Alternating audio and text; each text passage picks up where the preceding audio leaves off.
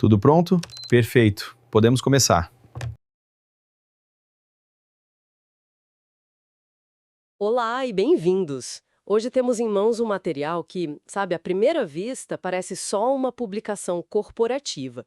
Um livro comemorativo 30 anos da Unimed Centro Rondônia. Mas quando a gente começa a folhear, percebe que a história é bem mais profunda.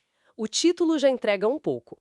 Uma história de médicos vivida por todos. E essa é a chave de tudo, né? Não é só sobre balanços e números. O livro é, na verdade, um roteiro sobre como uma comunidade se constrói. É um estudo de caso fascinante sobre empreendedorismo, mas de um tipo muito particular. Exatamente. Então, a nossa missão aqui é descompactar essa história. Como é que um grupo de 42 médicos, numa cidade que ainda estava assim desbravando seu futuro no coração da Amazônia, Certo. conseguiu construir do zero uma instituição que hoje é vital para a saúde de toda uma região? É uma daquelas narrativas de começar na garagem que parece até ficção. Só que, neste caso, a garagem é literal. E o mais importante é entender o porquê por trás disso tudo. A trajetória deles revela como um modelo cooperativista que muitas vezes é visto como algo, sei lá, idealista ou de pequena escala. Sim, um pouco romântico talvez. Exato. Mas pode ser uma ferramenta extremamente poderosa para suprir necessidades essenciais, especialmente em locais onde o mercado tradicional, focado só no lucro, talvez nunca se aventurasse. Certo. Então, para a gente entender a história de Ji-Paraná, em Rondônia, temos que dar um passo atrás. Onde é que tudo isso começou? O livro nos leva para a cidade de Santos, em São Paulo, lá em 1967. Um contexto completamente diferente, mas uma insatisfação, assim, muito parecida. Os médicos daquela época sentiam que estavam perdendo o controle da própria profissão. É isso. E o epicentro desse terremoto foi um médico chamado Dr. Edmundo Castilho. Ele tinha uma expressão ótima para descrever os planos de saúde comerciais da época. Qual era? Intermediários mercantilistas.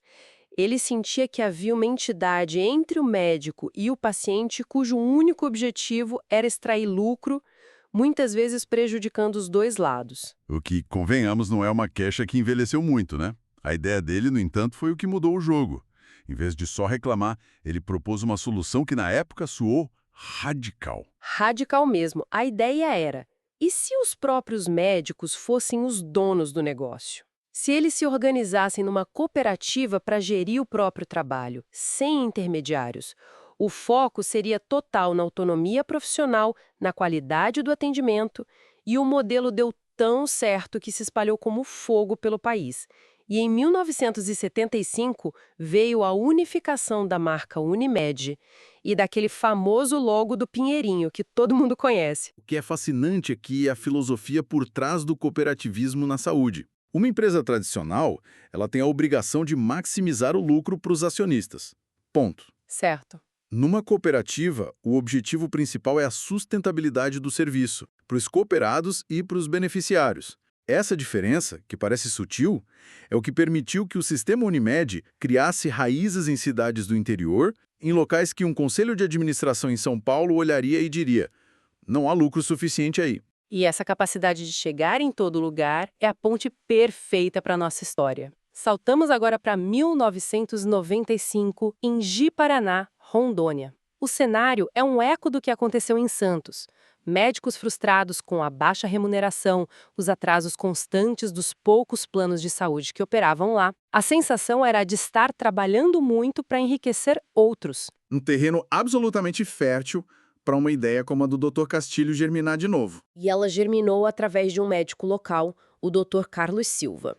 A abordagem dele, segundo o livro, foi incrivelmente pessoal. Nada de e-mails em massa ou reuniões formais.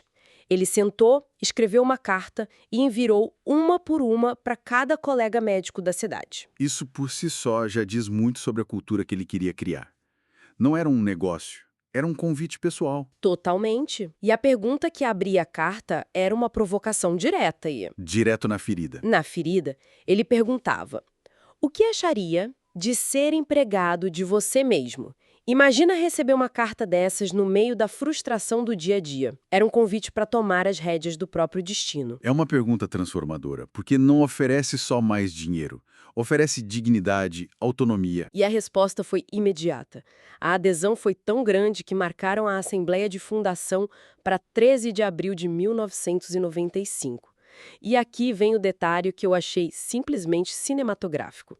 A reunião magna, o momento da fundação, não foi num auditório alugado nem num hotel. Aconteceu na garagem da casa do Dr. Carlos Silva, 42 médicos ali, no meio de ferramentas e caixas, fundando o que viria a ser uma das maiores instituições de saúde do estado. Sabe, esse detalhe da garagem soa quase como um clichê do Vale do Silício. A Apple, a HP. Sim, total. Mas o contexto de Rondônia em 1995 significa algo completamente diferente. Não se trata de disrupção tecnológica. Trata-se de construção de comunidade, a partir da base. É um símbolo poderoso de autenticidade. Mostra que a iniciativa nasceu da união genuína de pessoas, não de um plano de negócios desenhado numa sala de reuniões. É a imagem da colaboração na sua forma mais pura. Sem dúvida. E outro ponto que o livro destaca, e que é crucial, é que eles não estavam sozinhos. A força do sistema cooperativista se manifestou ali, naquela garagem. Os presidentes das Unimedes de Manaus e de Porto Velho, que já eram mais experientes, viajaram até Ji-Paraná para participar. Eles levaram os estatutos, deram conselhos, basicamente disseram: é assim que se faz, a gente ajuda. Isso é intercooperação na prática. Não há concorrência, há ajuda mútua. Ok, então a cooperativa está fundada. Existe no papel, na ata daquela reunião na garagem. Mas ainda é uma ideia, um fantasma, né? Eles precisavam se tornar algo real, palpável para a comunidade. E o passo que eles deram em 1996, só um ano depois, é de uma audácia tremenda. Principalmente para uma organização que mal tinha começado a gerar receita. Foi um risco gigantesco. Um risco absurdo. No início, a parte administrativa funcionava uma salinha improvisada nos fundos de uma loja de informática. Mas a diretoria decidiu que precisavam de uma casa própria. E não era um imóvel qualquer. Eles decidiram comprar o prédio da Casa Araruna. Que, pelo que o livro descreve, era uma instituição na cidade. Exatamente. Era uma loja de ferragem super tradicional, um ponto de referência que todo mundo conhecia e que estava fechando. Para a cooperativa, que mal tinha dinheiro em caixa, comprar aquele prédio foi um salto de fé. O livro conta que o pagamento foi dividido em 10 parcelas, cada uma delas uma fonte de ansiedade. E é incrível ver as fotos, a evolução da fachada. Se a gente parar para analisar, essa aquisição foi muito mais do que uma transação imobiliária. Foi um movimento estratégico, assim, de uma inteligência notável. Numa região em desenvolvimento, onde as coisas podiam parecer transitórias, eles compraram um marco da cidade. Foi uma declaração pública de permanência. Eles estavam dizendo, nós não somos uma aventura, viemos para ficar e fazer parte da história deste lugar. Precisamente. Era um investimento num ativo intangível. A confiança. O próprio livro diz que não existia uma cultura de plano de saúde na região. As pessoas não estavam acostumadas com isso. Portanto, a confiança não era só importante. Era o único produto que eles realmente tinham para vender no início. Ter uma sede própria, um endereço físico sólido, foi a base para construir essa confiança. E funcionou. A confiança virou crescimento e os números que o livro apresenta são assim de cair o queixo.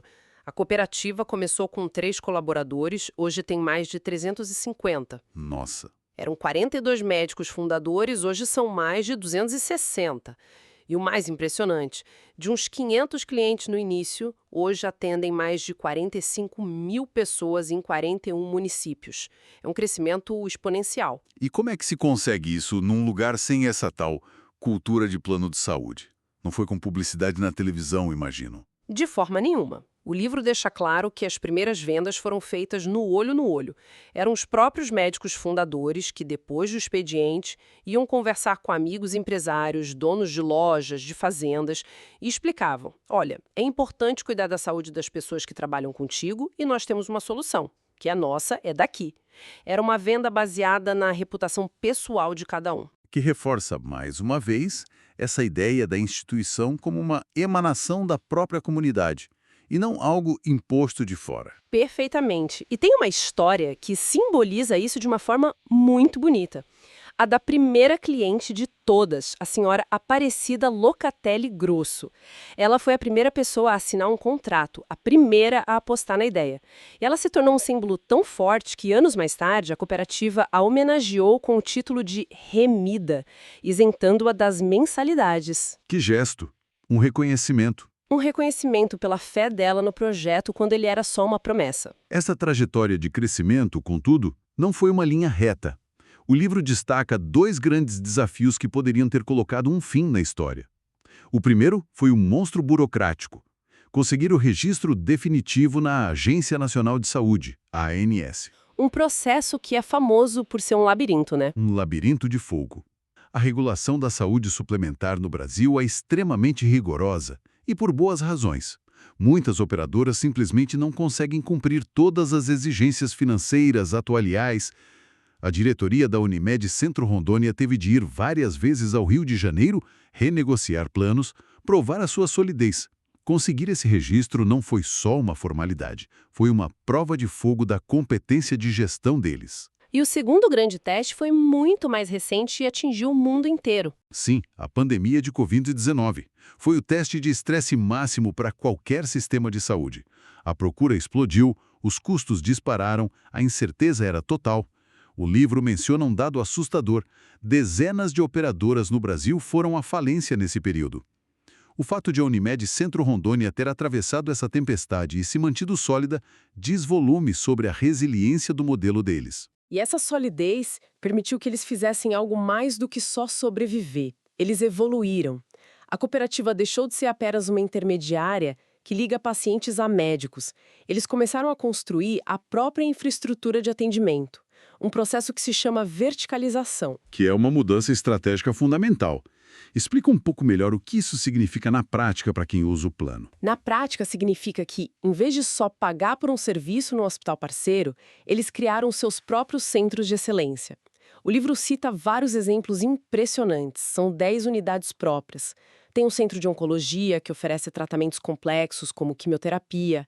Tem a Unimed+, que é focada em atenção primária, ou seja, na prevenção. E um que me chamou muito a atenção foi o Espaço Viva Bem. O que tem de especial? É um centro que reúne uma equipe multidisciplinar completa. Fonoaudiólogos, psicólogos, terapeutas ocupacionais, para dar um suporte integrado a crianças e adolescentes.